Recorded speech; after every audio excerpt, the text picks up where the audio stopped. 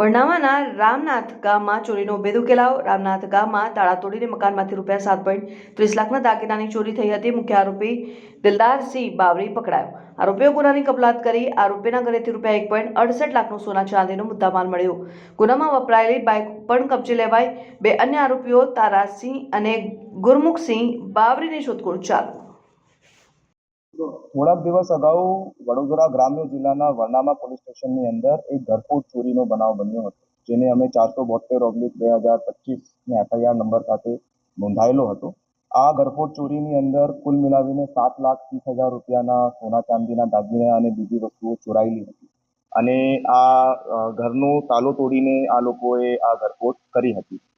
પ્રાથમિક દૃષ્ટિએ પોલીસ દ્વારા આ ઘરફોડના એમઓને જોતા એવી રીતની શંકા ગઈ કે આ ચીખલીગર ગેંગ દ્વારા આ ઘરફોડ કરવામાં આવી છે અને સીસીટીવી કેમેરા અને અમારા બાતમીદારોના નેટવર્ક અનુસંધાને વરનામા પોલીસ દ્વારા આ ઘરફોડનું જો ભેદ છે તે ઉકેલવામાં આવ્યું છે। આની અંદર મુખ્ય આરોપી દિલદારસિંહ તુફાનસિંહ બાવરીની ધરપકડ હાલમાં કરવામાં આવી છે।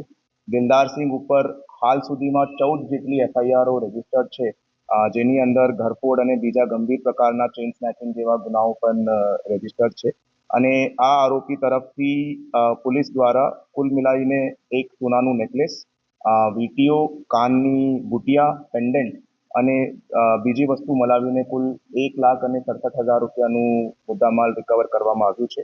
બીજા બે આરોપીઓની આની અંદર નામ જો છે તે ખુલ્યા છે, જેની અંદર આરોપી ગુરમુખસિંહ કૈલાસસિંહ બાવરી, જેના અગેન્સ્ટમાં 5 FIR છે અને હાલ એ આરોપી વડોદરા સિટીના ગુસ્સીટોકના કેસની અંદર વોન્ટેડ છે અને એ સિવાય તારાસિંહ કલ્લીસિંહ બાવરી, જેના અગેન્સ્ટમાં 4 FIR રજીસ્ટર્ડ છે। આ બંને આરોપીની શોધખોળ હાલ વરનામા પોલીસ અને વડોદરા ગ્રામ્ય પોલીસ દ્વારા કરવામાં આવી રહી છે।